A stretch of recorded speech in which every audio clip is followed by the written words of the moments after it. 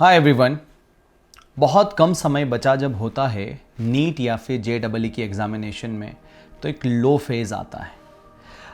ऐसा लगने लगता है इस पॉइंट ऑफ टाइम पर कि यार सब कुछ हाथ से फिसल रहा है। तैयारी बहुत अच्छे से करी थी, न्यूमेरिकल सॉल्व भी किए थे, लेक्चर्स भी सारे लगाए थे, सिलेबस तो कब का कंप्लीट कर चुके थे, लेकिन एकदम एंड मोमेंट पर आकर लगने लगता है कि यार क्या पता कुछ आता भी है या नहीं आता है। जो भी चैप्टर पढ़ने की कोशिश करते हैं लगता है ये सब कुछ नया सा है, और फिर कहीं ना कहीं डीमोटिवेट होने लगते हैं। कहीं ना कहीं ये दिमाग में ख्याल आने लगते हैं कि यार सिलेक्शन होगा या नहीं होगा।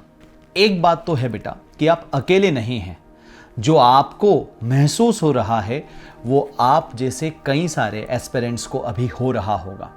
एवरीवन, एक भी बच्चा इंक्लूडिंग द टॉपर, ऐसा समय सबके पास आता है बेटा, लेकिन विनर्स वही हो पाते हैं जो इस टाइम में अपने आप को किसी तरह से संभाल लेते हैं, रिवाइव कर लेते हैं, अपने आप को बिखरने नहीं देते हैं।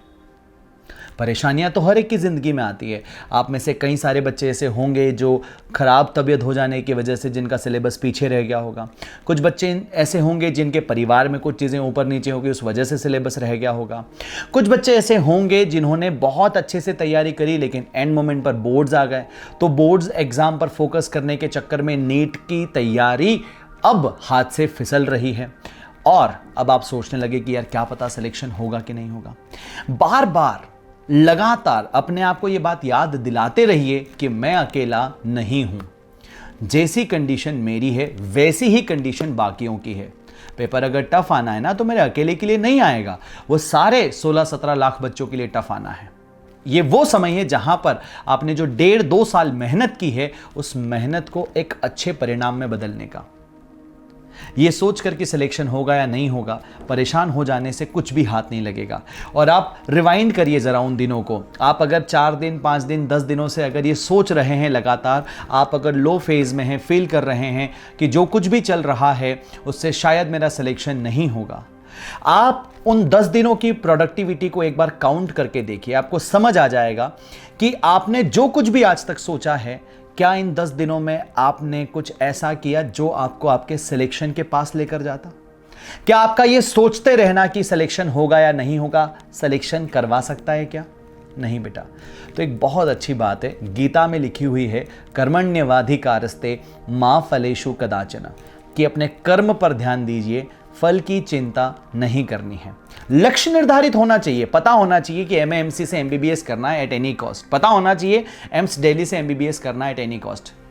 आपका लक्ष्य हो सकता है AFMC पुणे में जाने का हो, तो लक्ष्य आपको मालूम है, उसके लिए जो मेहनत लगेगी वो बस तुम कर रहे हो हर दिन लगातार, ये इंश्योर कर लो। देखो क्या होता है, सिलेबस हो सकता है बाकी हो सकता है बहुत सारा रिवीजन करना बाकी हो सकता है बहुत सारे अभी चैप्टर्स की प्रैक्टिस बाकी हो, लेकिन सोचते रहने से कि कैसे होगा या कर भी पाऊंगा या नहीं, कुछ नहीं किया जा सकता बेटा। एक लिस्ट तैयार करने का मैं हमेशा कहता हूं कि जो जो काम तुम्हारा पेंडिंग है उसकी लिस्ट बना लीजिए, प्रायोरिटी के अकॉर्डिंग उस काम को डिसाइड करिए और एक एक करके करना शुरू कर दीजिए। कब खत्म होना है वो मत सोचिए बेटा, क्योंकि जब काम शुरू ही नहीं करोगे तो खत्म कैसे होगा।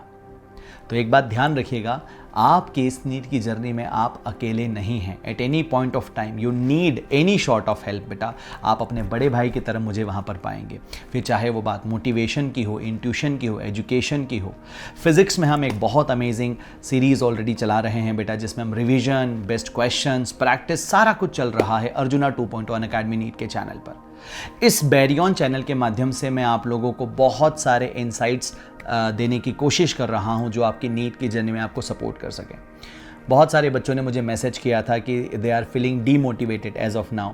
क्या हम ऐसा करें जिससे हम मोटिवेटेड फील कर सकें?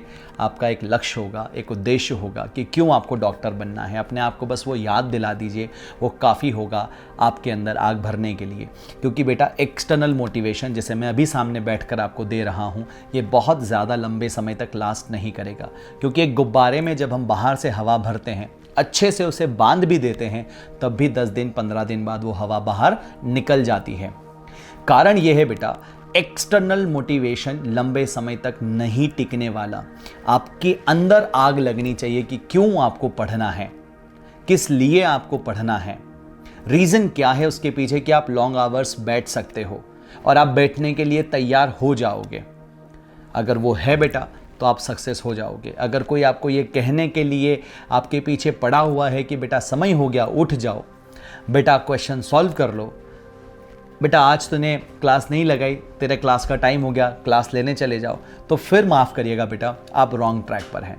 खुद से ये बात आनी चाहिए कि यार 4 बज गई, क्लास है, चलो मुझे जाना है।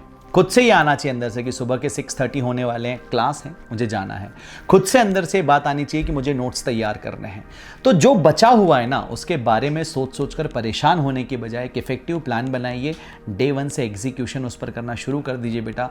चाहे सफल हो ना हो, इस बात का मलाल नहीं होना चाहिए कि यार मैंने मेहनत शिद्दत से नहीं करी थी। तो एक दिन जब आप अपने आप से ये सवाल पूछेंगे कि क्या मेरी मेहनत में कोई कमी थी क्या, तो अगर जवाब आता है कि नहीं यार तूने मेहनत तो दिलो जान से करी, तो फिर किसी बात का कोई गम नहीं रह जाता बेटा, ठीक है। So don't worry about the low phases, don't worry about the demotivation, don't worry about the things remaining. बस प्लान कर लीजिए, आगे बढ़िए। Wish you all the very best. Bye bye, take care.